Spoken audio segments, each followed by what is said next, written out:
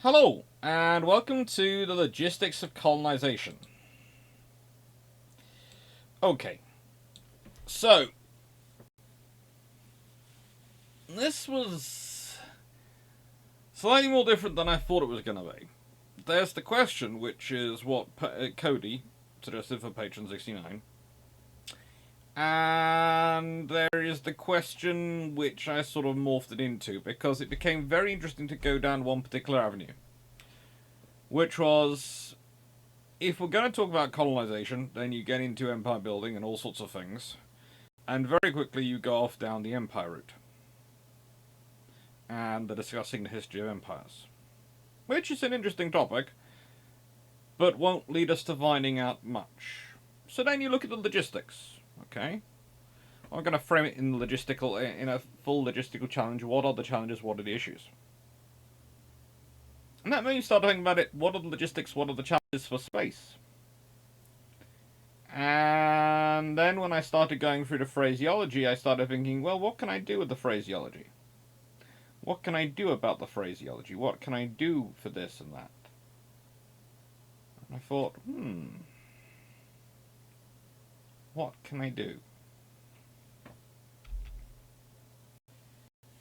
So, that's where we came up with this sort of discussion, because colonization on Earth, Age of Sail, Age of Steam, and Age of Empires. Not the game. The sort of period of, honestly, the 1870s onwards, where empire becomes rampant expansionism. There's a sort of period before that, between the Age of Sail, where basically what you're doing is going around the world securing logistics points for your movement, and then suddenly to protect those ports, you are actually securing more. It's kind of interesting. You start off with empires which are okay, so I'm going to go to that rich place and I'm going to secure that. I'm not really going to bother much about what's on the way there or what's on the way back. And you can understand that. It makes sense. As long as you can make the journey, why do you care? But things change. Things evolve. The world gets more complicated because you start to move from sail power, which is great, and means your only real consumables aboard are, well, water and food, with ammunition being, yes, something you are going to use up, but you can't really find many sources of ammunition anywhere else in the world, so whatever you brought with you is what you've got. Unless you take it off someone else, which probably is going to require the expenditure of some on the way. And supplies that you use to maintain the ship. And that's something I have to start thinking about as well, because especially when we start thinking about longer journeys, this is something I worry about when I see crew sizes being talked about in terms of ships that are going around space. They think about a flight crew, yes. They think about the mission specialists, yes. So they think very much in terms of what I would call an aircraft crewing arrangement. Sit there and go, so, what happens if things go wrong? Well, the flight crew or the specialists are going to use their advanced engineering qualifications and skills to fix it. Okay, good. And if you have to manufacture parts to fix it, well, yes, it's going to be high-tech widgetry and this, that, and the other. Potentially, but there again, and this might be me coming from a university background, there are usually these people in labs working around who are called technicians. They're usually highly skilled at making the things work and fixing the things for the very highly qualified, absolutely amazing engineers and scientists who are the academics working around them. Now, I do realise there are many computer systems in the world where to be a technician on them, and systems on them, you basically need a master's to begin with and probably a PhD before you can even be a technician on them. I do agree. However, in my experience, the same people who have those very, very advanced qualifications should rarely, in any case, be let anywhere near something like a lathe. And then some will probably turn around and go, well, we'll 3D print. Okay, you're going to 3D print all the components of your ship. You can metal 3D print it. If you can, fine. That's great. But that's going to require keeping the printer and all those things going. It's going to require someone watching that printer, because whilst you can rely on the computer doing a lot of the stuff, when you're already in a scenario where you're having to 3D print parts to fix part of your ship going wrong, you're probably going to want to have someone along who really knows how to watch a 3D printer and make sure it's not mucked up as well. And it's almost the interesting thing, because if you go to Star Trek, one of the things they include in there, and I always like them include that, is that the engineers do have to manufacture parts. They do have to build components, and they do have to create assemblies. This makes sense. If we go into a lot of the harder sci-fi, in fact, a lot of the sci-fi, Andromeda and a lot of the books, they do actually contain the concept of you getting close to a near enough asteroid with enough iron content. We can manufacture anything we want. That all sounds great to me. But it also means you're going to need the people to do it. And they're probably not going to be the same people as you put in your flight crew or your mission specialist. Because, by the way, if you are training up your flight crew and your mission specialist in those skills, that's great. But that's going to either mean you're going to take even longer prepping to go for a mission, because you're going to have to factor in many more hours of training to not only train them on the things they need to do to accomplish the mission and the job they're planning on doing, but also to do the secondary roles and tertiary roles. But they are going to need more time to learn it, or you have to have more crew. Those are your options. Or alternatively, you don't give them the time they need and they don't learn it properly, and then when everything goes wrong, you realise that if you thought things were bad when a lunar mission went wrong, you have no idea how bad it can go when a Martian mission goes wrong, when it can be 6 to 9 months before anyone could come to help you. And that's not including the time taken to assemble a vehicle and launch it. There is no AA in space, but little is it, there's not even a mechanic's shop to get to, or a warehouse dealership to go and buy the equipment you need to fix it. There's nothing. You are going to need a level of redundancy built into these ships that is obscene to this day. The amount of people, when I get into sort of topics about this, and especially in this period, even beginning into this one, where you have both sails and engines. Why? Because even if it's an absolute terrible, absolute oil tanker of a sailing vessel, that's still better than having no power and nothing and being stuck because you've run out of coal. It's still better than nothing.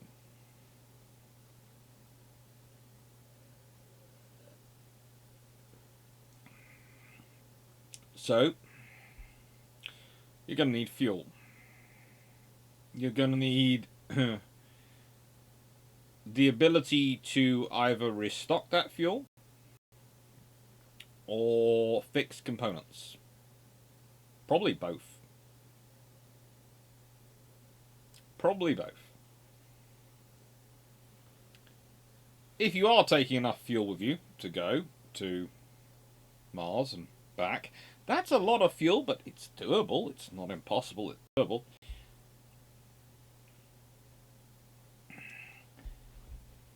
But that's still not going to be much of a help if things go wrong.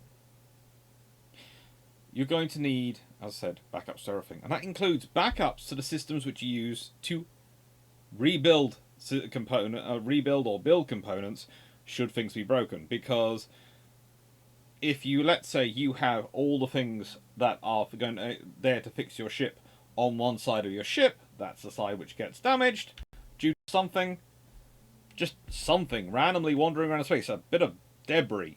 It doesn't have to be that much, or that large, it could be tiny. Just going fast enough, and you suddenly have a streak down the side of your hull, and you're going, oh sugar, I've just lost the abilities to both maintain all the facilities we need on that side of the hull, and oh, that's also where we have all the components to fix everything. You're going to want to have the components to fix anything in multiple spaces. And you're going to want to have multiple versions of them. Probably 2 primaries and a secondary system which can also be used in emergencies. So that means your ship's going to grow quite large. Now, here's the interesting thing. We sort of go with the age of sail, etc. There are options going on here. And it's a case of, well, they're not massive, are they? They're not big. That's because you start to look at their crew. Their crew is the secret. They have sailmakers. They have carpenters. They can pretty much fix an entire ship from the hull up using the skills they have on board the ship. But they do have multiples of those, and they have multiple sets of tools. They're not stupid. They realise having one of anything is a bad scenario to be in, because when that thing breaks, you are snookered. And not in a good way.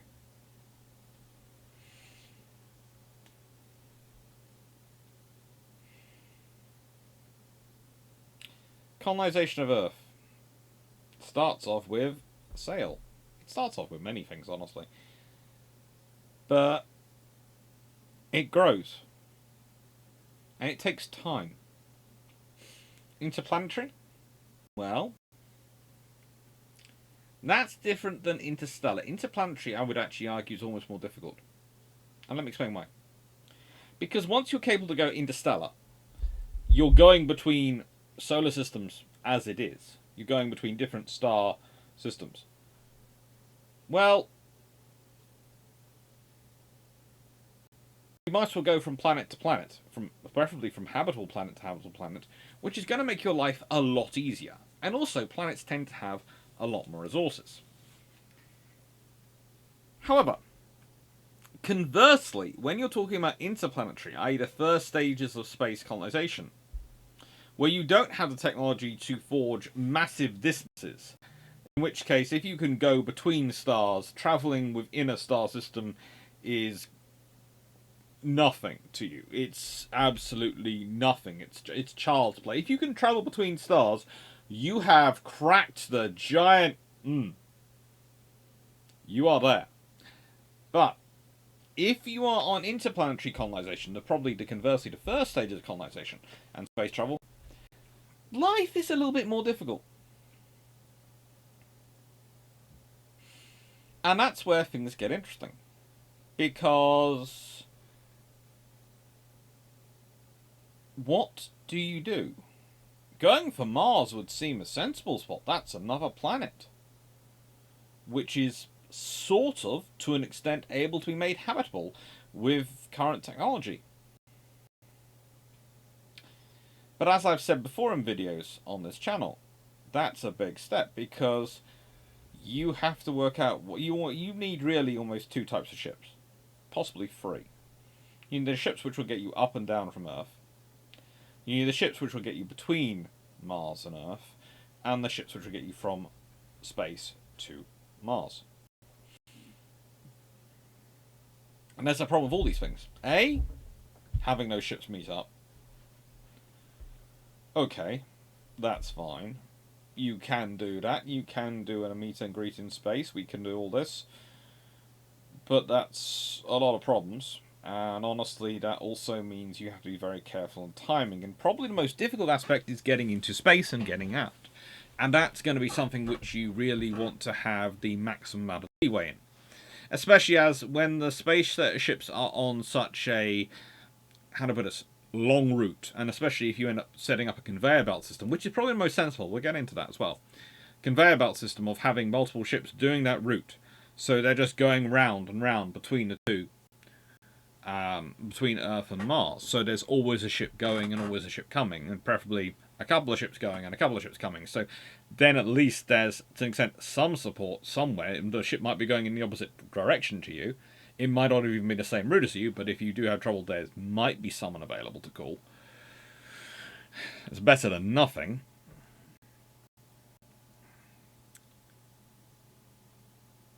And it also is better for actual colonization, actual development of a Martian colony if you have a far more regular link with Earth.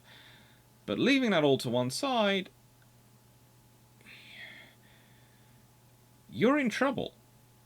If you are doing all this and you've got this going round and round,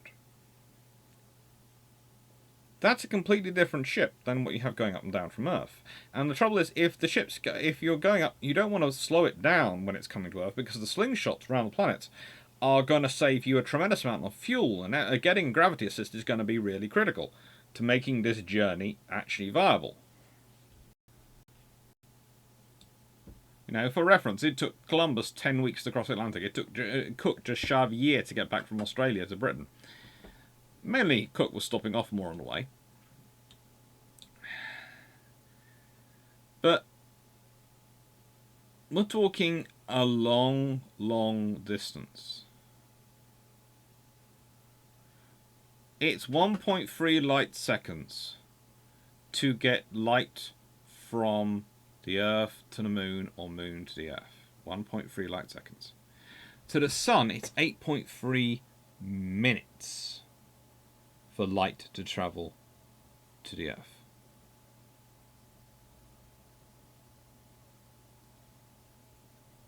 If we consider the distance the Earth is to Mars, adds on another, roughly, I think, from memory,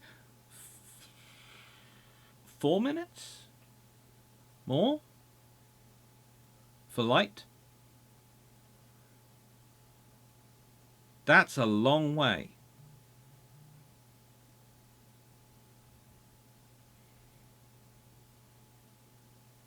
That's a long way. And the route you're taking is not exactly a straight line. It's not, we're driving from A to B. It's not even we're charting B, although it is kind of similar to charting course in the Age of Sail, in that you are picking out, in this case, the stellar gravities, etc. You are picking out the best route to give you the most energy, and so you're going with stuff rather than fighting against it, because that'll give you greater speed. Might be a longer journey than straight from A to B, but it'll actually get you there. And the thing is, when we look at it, when it starts, they're not that far. They seem to be quite close together. But by the point it actually reaches Mars, they're a long way away. And this is another thing. Mars and the Earth are moving constantly. They're moving. So you really, really don't want to have those ships hanging around. Which becomes a problem.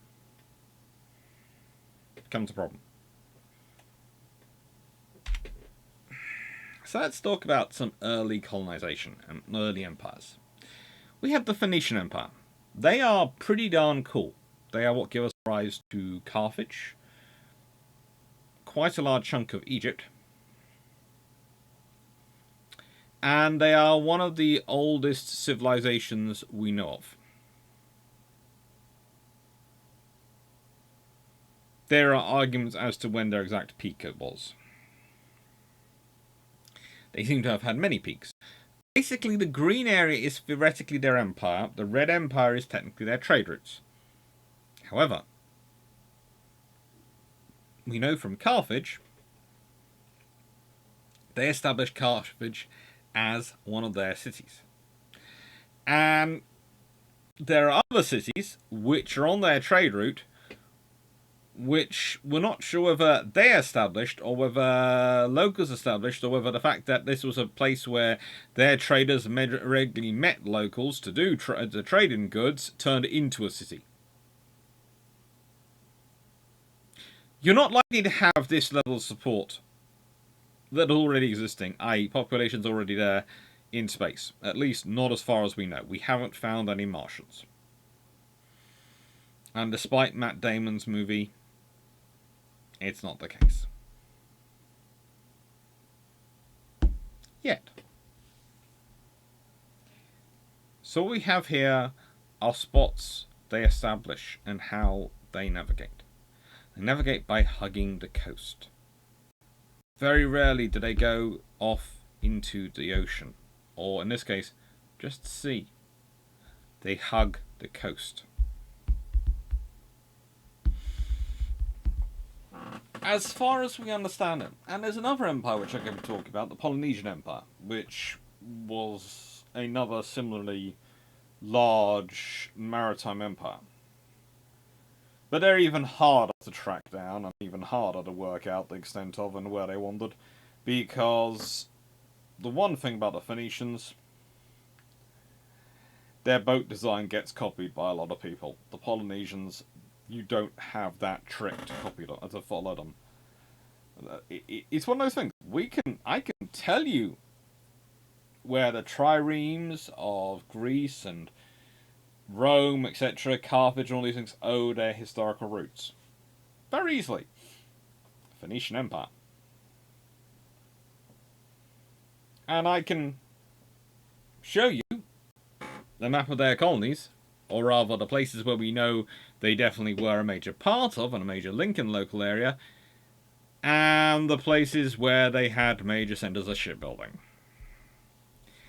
Then we have another empire. The Vikings. They're wonderful. They go all over the place. But they don't build infrastructure. They really don't. Not as we'd understand it. There are a few things we found in Shetland, etc., and I wouldn't be surprised if we really dug around the Greenland coast and a few other places. We might find other interesting spots which could well be Viking sort of era style dry docks. They seem to have a style which we've recently really worked out. And so we're now starting to pick up places, and there are places I have walked past on the coast of Scotland, etc., where in my mind, when I'm looking at those dry docks, I'm going, that point was interesting. That spot was interesting. Because, again, there is an assumption that the one we found is the standardized version. And I'm not quite sure if it's not the finalized version of sort of an evolution of what others have already been trying on the way. And you might find something even more interesting if you go look around. And plus, there are some very interesting points on the coasts around the world from the Vikings. The Vikings were a kind of empire which isn't really an empire, which spends most of its time fighting itself, and fighting each other, and fighting everyone. But usually in multiple kingdoms, and usually wandering around the world. They're rather cool, though. But what are their lessons? Well, again,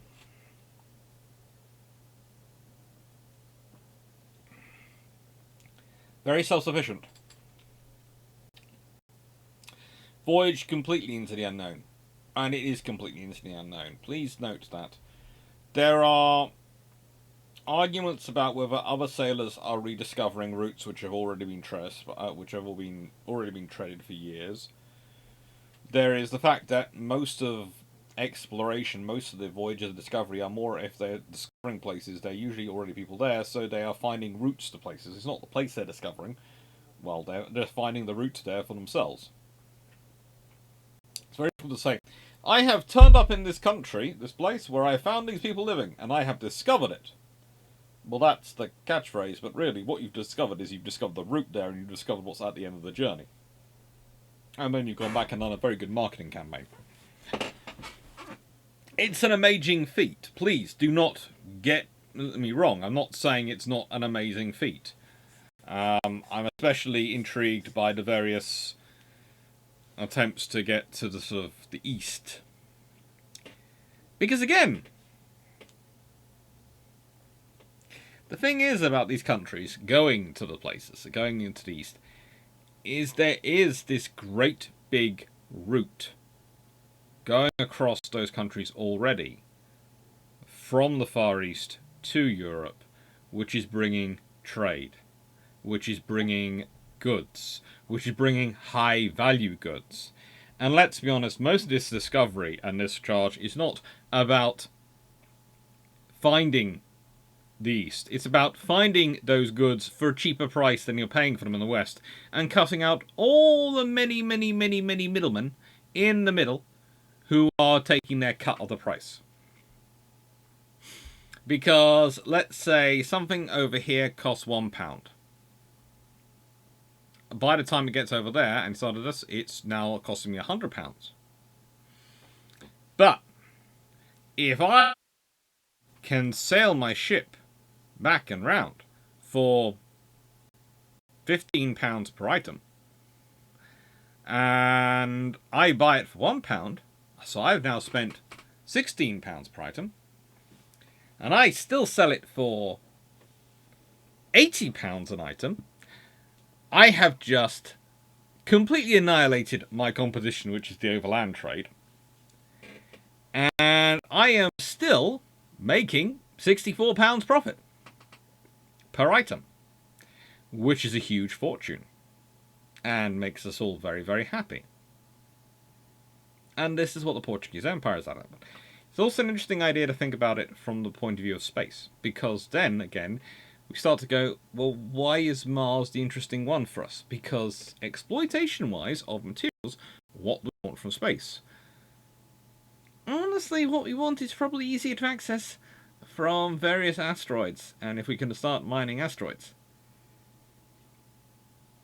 Mars is great, but going to Mars gives us Mars, which is another planet with a population to sustain and support, mostly from the resources of Earth, because you aren't going to have many resources there to begin with. It's going to be hard, nasty, dangerous, all sorts of terrible things. I still wouldn't mind going.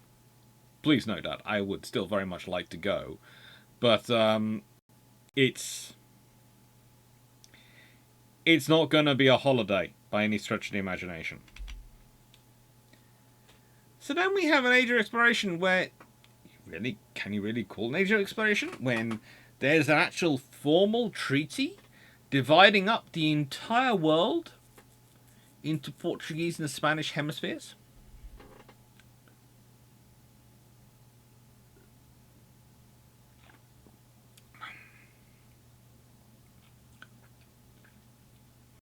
I will always love the fact that because someone didn't bother to do a proper survey,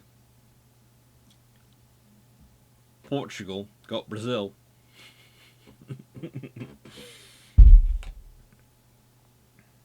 If Spain actually, they have an empire there, if they'd actually had someone go and do a proper survey, they'd have been fine. But they didn't. So, Portugal gets Brazil. And the largest country in South America speaks Portuguese, not Spanish.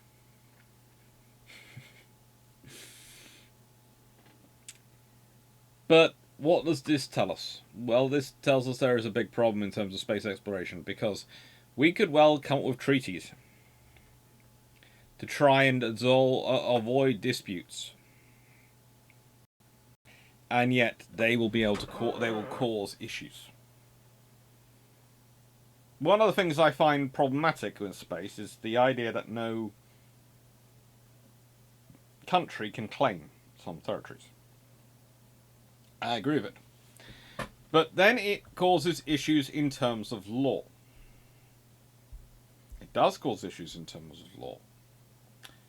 Because, let's say you have multiple countries in terms of the ownership. Let's say it's a traditional multinational conglomerate company, which has actually done the exploration, has landed in the place.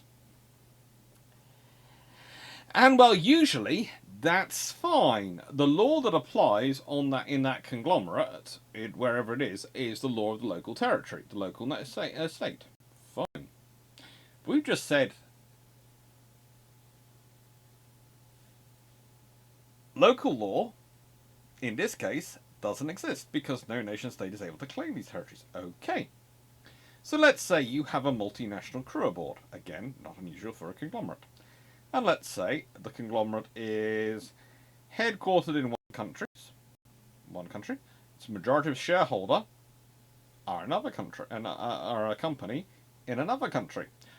The majority shareholder of which is a government. And let's say an incident happens. Not saying someone gets killed. No, that's actually probably easier to deal with. Let's say someone gets hurt. Who do you sue for compensation? And under which law do you sue?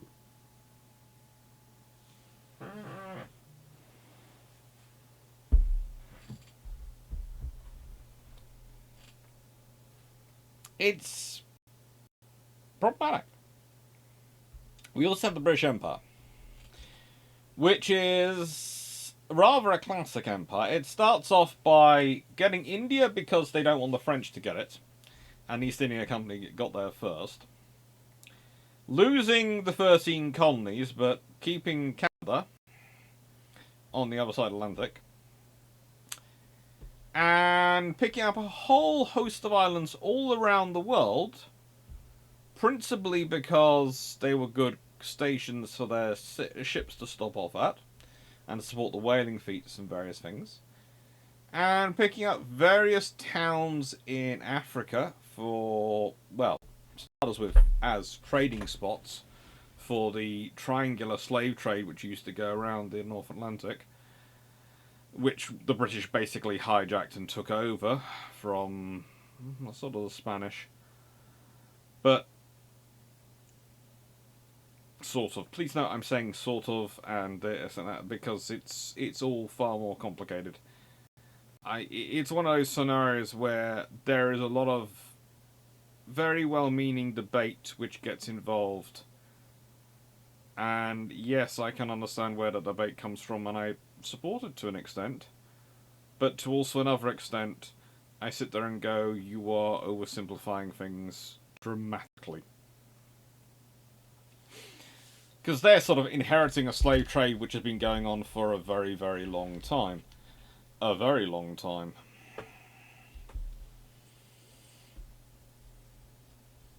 And yeah, the British then, of course, gained the whole ribbon for Africa thing, which was for a railway.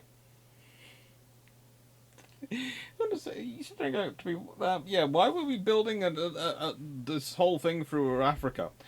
Well, we wanted to build a railway from North to South Africa. Why? Improve communication, trade, and also because our major shipping route was the Suez Canal, India to the Suez and up. This way, if you had a railway running north from the Cape to Suez and Alexandria, you could load up ships which were already on the route, instead of them having to come down to the Cape Colony. And yeah, that could get you to market quicker and make it far more lucrative for you. The British Empire is the classic, we didn't plan it, but we ended up with the biggest empire. Then it's always vaguely bemusing how badly planned out it is. We can get into this with things like the railways of India, the great gift Britain we like to go on about living to India. The trouble is we didn't build the most important most important piece of railway real estate we could have built, which is a cross-India railway. Which, if we'd actually planned, actually built, would have solved a lot of problems in World War II, not least of which the various disasters which hit the poor populace of India, but also would have solved some of the logistics issues of fighting the Burma Road, etc., because we could have actually got the logistics. All we'd had to do is get the supplies to this coast of India, and then we'd have had a railway line to get them across to where we were fighting, instead of having to bring the ships around and up the coast and escort them up this coast, which is far more dangerous than where Japanese submarines tended to like to be. Just wasn't a nice place. There are many, many things like that when you look through the British Empire. It's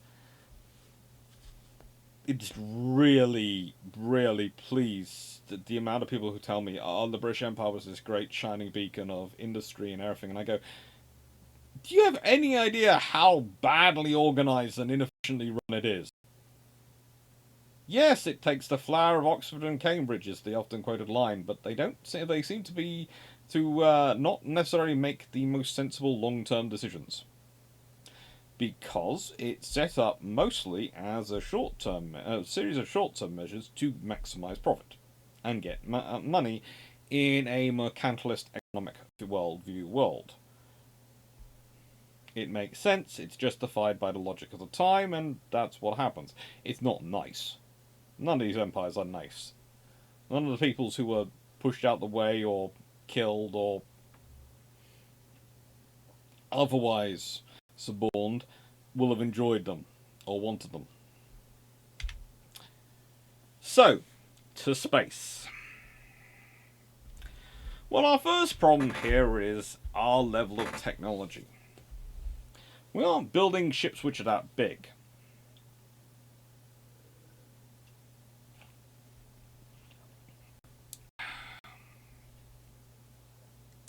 This is a real problem. Because if you want a ship that'll take you to Mars, it's got to be a lot bigger than any of these. It's got to be. If you're going to have crew on it for 9 months, you are not going to want to have multiple crew in a space which is big enough, well, no bigger than my shed. It's not a very big shed. It's lovely. I'm very happy in it. It's great for me on my own. But even I would not want to spend 24 hours a day here for 9 months. I just wouldn't. The smell of the starters would be really, really nauseating. So leaving that to one side, what kind of space do I need? Well, they've done work in the International Space Station and various other scenarios to try and work this one out. You need fitness facilities. Because if you're going to be up there for that long, you are going to experience some muscle degradation. And whilst gravity might not be that strong, as strong on Mars as it is on Earth, that's going to be even more of a problem for you. Because if you think about it, if you go to Mars, and let's say it's the best possible journeys, and you're going to be 6 months there and 6 months to come back, how long are you going to be on Mars for? Well, if you're colonizing it, you're setting up a colony. That means you're not visiting. That means you're going to be there probably for a couple of years. And if you're talking about companies going in and building infrastructure and building facilities, they're going to need teams and continuity of institutional memory on there for at least 2 to 3 years. So you could be away from Earth for 4 years. You're going to need some facilities to keep up your physical fitness. Because otherwise, when you get back to Earth, you're going to have a whole host of medical problems because of the difference in gravity. A whole host of medical problems because of the difference in gravity. This is before we get on to the whole thing of reproducing in space and reproducing on Mars, which is also going to happen because whilst I know there are various ideas about putting together a crew of this or that so that you don't have those things going on, either all women or all men, they keep discussing both. I always point out that with both scenarios that seems rather... I can understand their logic, but either way, someone's going to be crying sexism. It's going to cause more trouble than it's going to solve politically. And honestly, these things are going to need the political backing from all sides to get them to go ahead, because they're going to cost a lot of money and require a lot of effort. So you're going to have to deal with that as a possibility. And again, if you've got people on Mars for years, it's going to happen. Especially if you are colonizing the place. By very nature of colonization, you're going to want to set up a permanent population there eventually, in which case they are going to need to have kiddies. They're going to need to reproduce somehow. It is not going to be a completely existential existence of pure thought. There is going to need to be relations. I'm trying to use all the words I can to get around YouTube being upset with me. So, if there are going to be relations, that means there's going to be children. And that means you're going to need more supplies. Because you're going to need supplies that you need to maintain an adult population, but also supplies for children. Think about it, what else do you need for children? Probably need some form of teachers. So we need maintenance workers, we need infrastructure, we need a whole lot of engineers, a whole lot of machinists and technicians, and we need teachers. And doctors. And a lot of doctors. We're going to need accident and emergency doctors, we're going to need OBGYNs, we're going to need all sorts of medical facilities on Mars.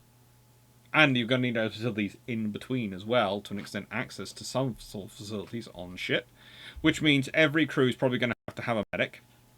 And if you're smart, because you've listened to the first part of this, you're going to realise that having one medic isn't really enough. You need a backup in case something happens to a aforementioned medic. And considering you're going to one of the most inhospitable environments on Earth, possibly imagine, space, the odds of that happening are quite high. So, you probably need at least a couple of medics. Maybe a doctor and a nurse.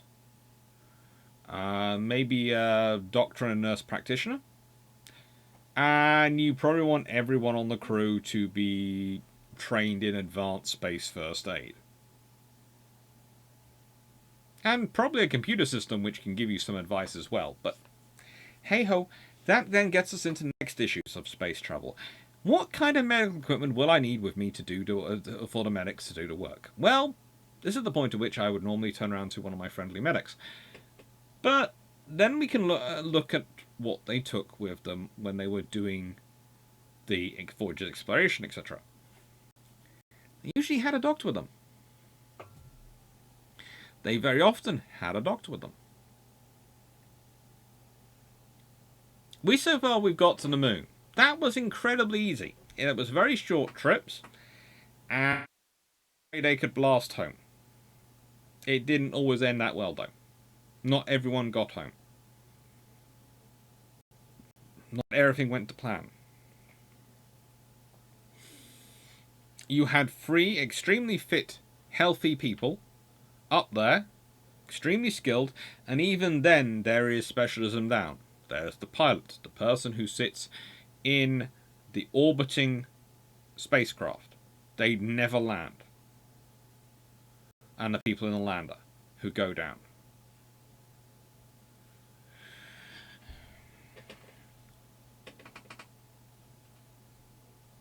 Great, but that's very, very small and there for a couple of days. That's not colonization. That's very different. Because I'm going to need to bring a lot of people with me, and which means I'm going to need to sustain them on the way. For example, if you wanted to build up a population on Mars, let's say not even the big estimates of we need 1 million people or this, that, and the other. Let's say you want to build up a population of 10,000 people. 10,000. Small townish. Well, a small to medium-sized townish population. Probably sustainable in terms of having the necessary skills, etc., to sustain it and keep producing stuff and do the work they need to do to actually make it economically viable and supported at various points. 10,000, okay. If you're flying them out there 8 people at a time, have a think on how many trips that's going to be. Think about it. 10,000 divided by 8.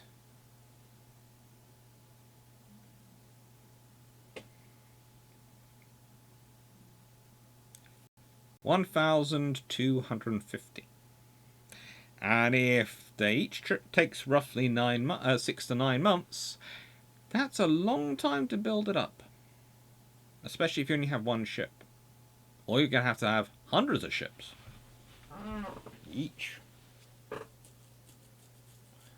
So the odds are all the things we're talking about when we're talking about is SpaceX, this ship or that ship going... No, they're not. They're not big enough. They cannot make it an absolute sense or jot to go all the way there and back for colonization with 8 people, or 16, or 24.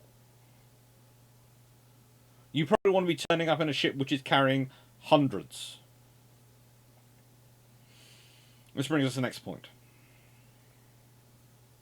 How are we going to do this? Well, I think actually for interplanetary colonization, we need to look at probably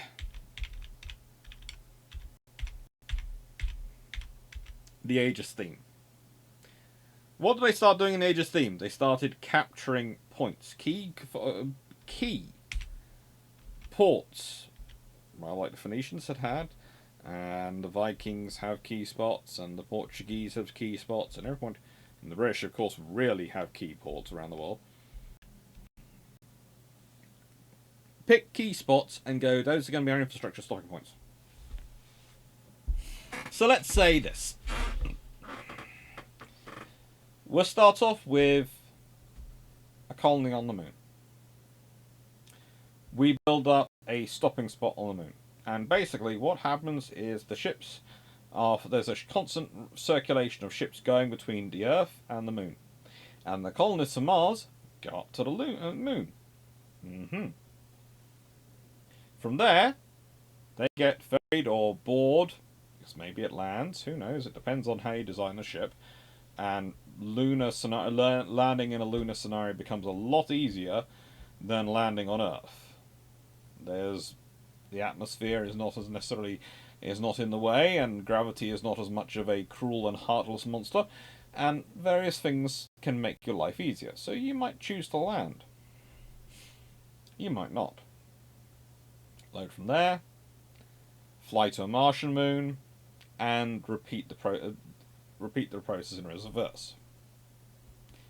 This makes a lot of sense because it allows you to focus on having ships which shuttle between their planets and their suitable orbiting satellite. The moon is a satellite. It orbits the Earth. It is technically one. And allows you to have ships which specialise in going between those two ports. It sort of also provides an extra reason for the moon and an extra reason for a Martian lunar colony.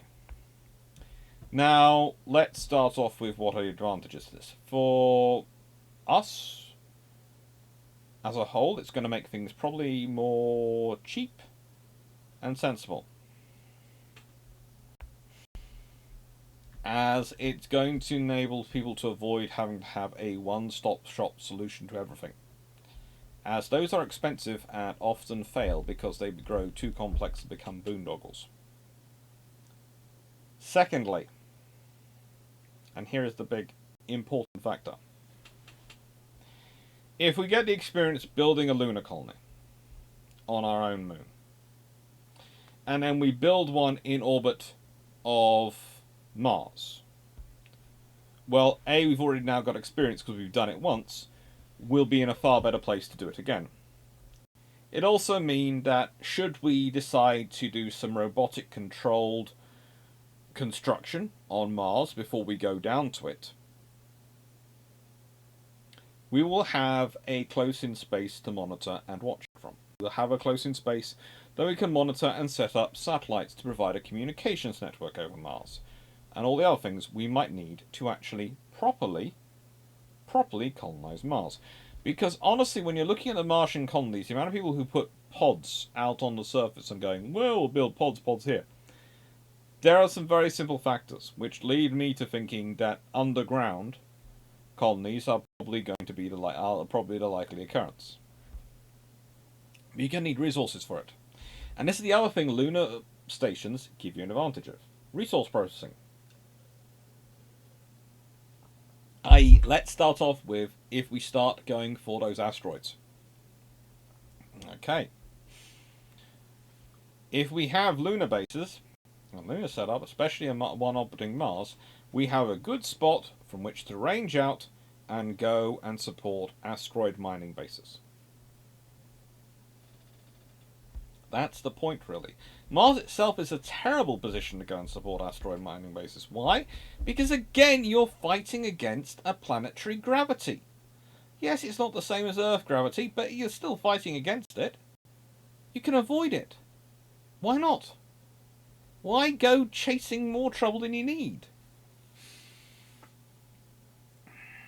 Interstellar colonization is easier because you're going between stars, and once you can go between stars, as said, you can go where you need to go.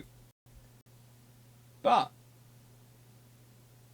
interplanetary, when you're at our level, it's difficult. Very easy to be attracted by engineers, well, just as they were in the ages of sail, by people who were very good show people, promising a one-stop solution to everything. It's rare that a one-stop solution will actually work and cover all problems. In fact, it's dang near impossible. Why am I saying this? Because it is. If you look at this, to construct a viable colony on Mars, look at what we're building. This is not something which is going to be built quickly. Again, you can build it a lot more quickly if you have a base in orbit from which to shuttle down supplies. You can build up a stockpile of supplies up there, and then you can move them down. A stockpile of supplies, by the way, most likely being construction vehicles to build with. Well, because you do not want to start manufacturing and building construction vehicles and then trying to get them across through space. And you're going to need vehicles. You're going to need... This is the other thing I often see in these colonizations of Martian... You've got people turning up and they've got, oh, here's my spade and a blow-up tool. Really cute. Where's the great big rover which looks like a giant dozer? Where are the excavating machines? Where is the explosives? Where is all the stuff you're going to need to actually build a viable system?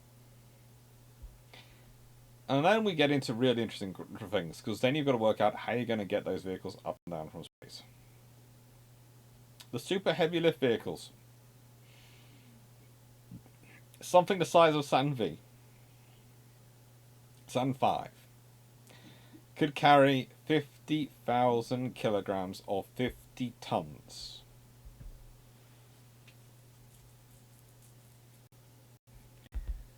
That might not be enough, but it's a starting point.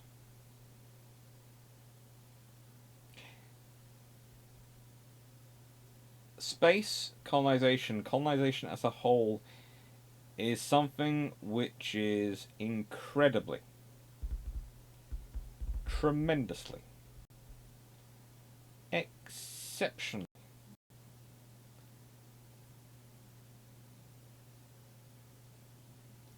difficult. It's not insurmountable. It's not something which only really smart people can engage in. There are so many people who talk to me going, well, you know, you need to have the proper understanding of physics, this, to know what's viable. I'm going, I have an understanding of physics. I studied physics most of my life as a passion for the last decade or so, but even the whole way through school till I graduated, I was doing physics, and then I was doing informally taking physics classes at any chance I could at university ever since that. I love physics. I love engineering. I teach history of engineering. I'm not an engineer or a physicist. I love them both. And I can tell you now, yes, there is an incredibly large amount of very difficult science involved, but there are still some factors, and the factors of colonization do not change. The fact of colonization is, we're not looking at colonizing is not about sending a 8-person team to do a scientific survey. Colonization is about building a scenario, starting a civilization. Building a transplant civilization. One from your world in someone else's world. Or another world. And this is the big, big fun we've got coming up. Because these things are going to have to be looked into. And the thing is, you've got a lot of various nations and people who like to be in complete control of what they're in charge of. They're all control freaks. Nations especially are control freaks, but so are quite a fair number of the people who have reached the top in the world of finance and economics. Why? Because they like to control everything to make sure it goes out and fits the narrative they want to sell, the brand they want to build to get people to buy. Because brand is as important as quality these days. Well, that becomes problematic. Because those people and those governments are going to try and push solutions which are going to be akin to the beginnings of the Age of Sail. When Columbus sailed out on his own, or Drake sailed out on his own with just a couple of ships together, voyaging into the unknown, and landed, and then were lost, and then came back. It's very brave. It's also very wasteful. You lose a lot of people, you lose a lot of skilled, motivated people doing it that way. It's amazing, once you start looking at the later ages of voyaging exploration going on, where they are building up these sort of ports and places around the world as infrastructure hubs, these sort of mini colonies on the way to a main colony, you suddenly start to watch a drop-off in the number of people dying.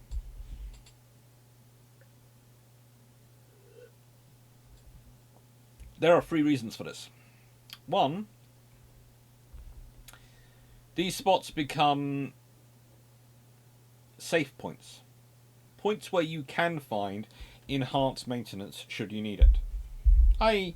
Yes, you have to have still got the people with you who can build a mast, if necessary, jury rig a mast, build a sail, fix a hull. But you've also got an infrastructure point that once they've jury fixed it and got everything going enough to get there, you get to that point, and then you can calm down safe. Then you can go into harbour, you can be looked after, things can be checked over, they can find the proper parts because they'll have a stockpile on the store sitting there. They'll have the facilities they need to help you. So that also starts to change the gamble. And this is the thing, we're looking at it. If you do not properly supply those crews and properly crew them with the key personnel they need, you're going to need to do something for their crews, because you're going to be putting their captains and their commanders in positions which we're really not used to as a whole.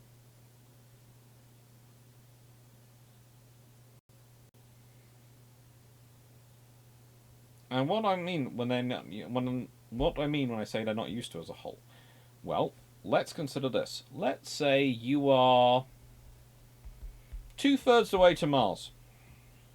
There's no lunar base in Martian orbit. There's no lunar base in Earth orbit. You're going straight to Mars. There's not yet a fully established colony there.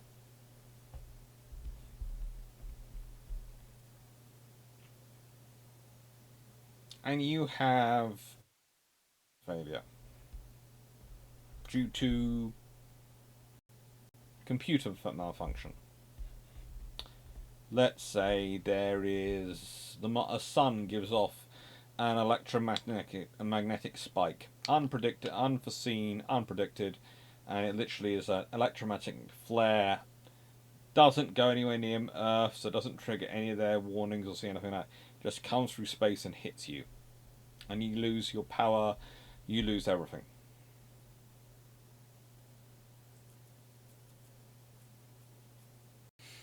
And you don't have a crew. that can rebuild without instruction, because they don't have the thousands of hours of experience needed to do those things.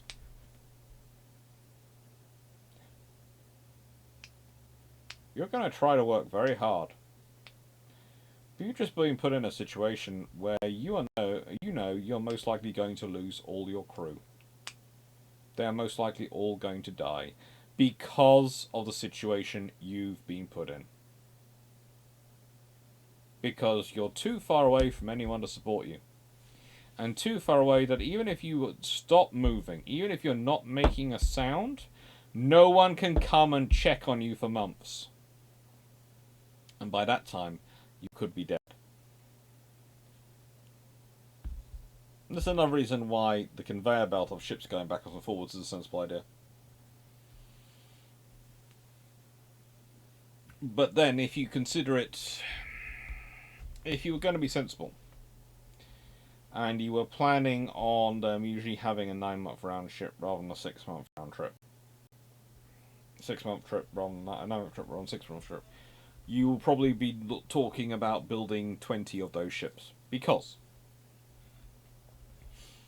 you want one to be going off every month and coming back every month, and you'll want a couple in spare for deep maintenance and maybe emergency response.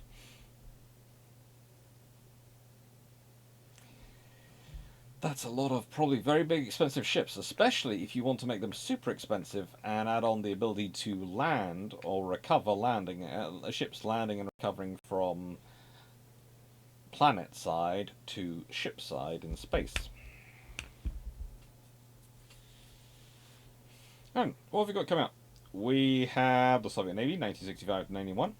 That should have come out on Friday, but I'm not sure if I like that video, so I might end up re-recording it Friday morning, in which case, if I am re-recording it Friday morning, if I still don't like it, you might have got this on the Friday, and that might be coming up on the Saturday. Yeah, well, if it does, I hope you enjoyed it. And, yeah, what was I going to say as a question? Well, thank you very much for watching. Today's question, very simple one.